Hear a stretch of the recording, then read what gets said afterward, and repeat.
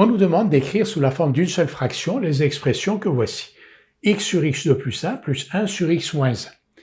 X sur x2 plus 1, d'abord, est toujours défini. Pourquoi? Parce que x2 plus 1 qui est au dénominateur ne peut pas s'annuler.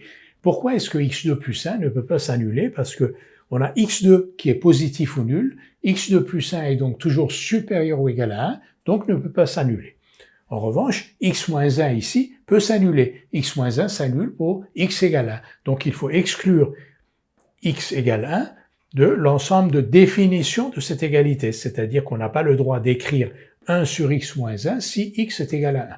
Pour ça, donc, on nous dit de calculer ici pour x différent de 1. Maintenant, si x est différent de 1, comment on fait cette addition de deux fractions? Exactement comme on ferait avec deux fractions ordinaires numériques. Comment? En réduisant au même dénominateur. Comment on réduit au même dénominateur? Ici, on a un dénominateur x moins 1. On va multiplier le numérateur et les dénominateurs de cette fraction par x moins 1. Ici, on a x2 plus 1. On va multiplier le numérateur et le dénominateur de cette fraction par x2 plus 1. Et on va avoir deux fractions qui auront le même dénominateur. Faisons-le. Donc, je multiplie le numérateur et les dénominateurs par x moins 1. J'ai le droit de le faire parce que x est différent de 1. Je peux donc multiplier le numérateur et le dénominateur d'une fraction, celle-ci, par x moins 1, du moment où x moins 1 est différent de 0, et je vais obtenir une fraction qui est égale à la première. Donc x fois x moins 1 sur x2 plus 1 fois x moins 1, c'est x sur x2 plus 1. Maintenant, ici, on a dit qu'on allait multiplier par x2 plus 1, le numérateur et le dénominateur, là, sans précaution, parce que x2 plus 1, de toute façon, n'est pas nul. Donc, 1 fois x2 plus 1, c'est x2 plus 1, et en bas, donc, x2 plus 1 fois x moins 1. On a donc transformé nos deux fractions en deux autres fractions qui, cette fois-ci, ont le même dénominateur. Si elles ont le même dénominateur, leur addition se fait facilement. On écrit une seule fraction avec le dénominateur commun, x2 plus 1 fois x moins 1, et au numérateur, on additionne les numérateurs. X fois x moins 1 plus x2 plus 1. Et maintenant, on fait le calcul, on développe. x2 plus x2, ça fait 2x2, moins x plus 1. Le tout divisé par ce dénominateur que l'on a fabriqué, donc x2 plus 1 fois x moins 1.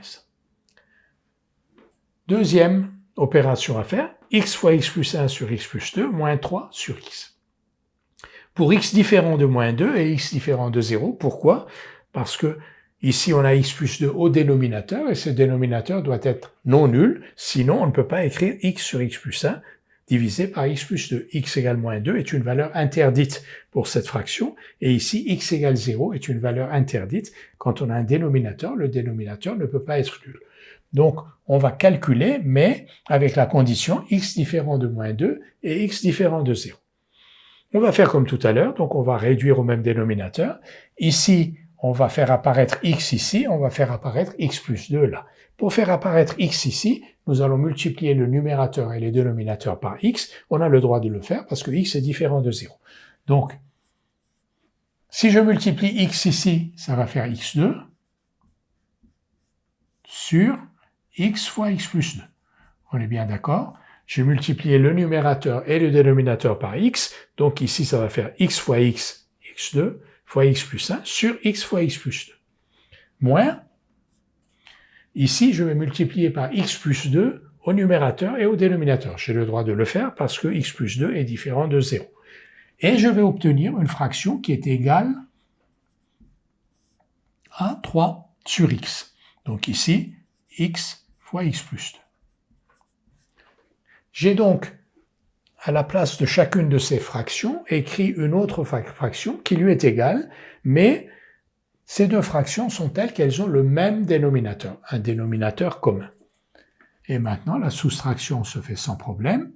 On peut écrire cela sous la forme d'une seule fraction avec x fois x plus 2 au dénominateur et au numérateur x2 fois x plus 1 moins 3 fois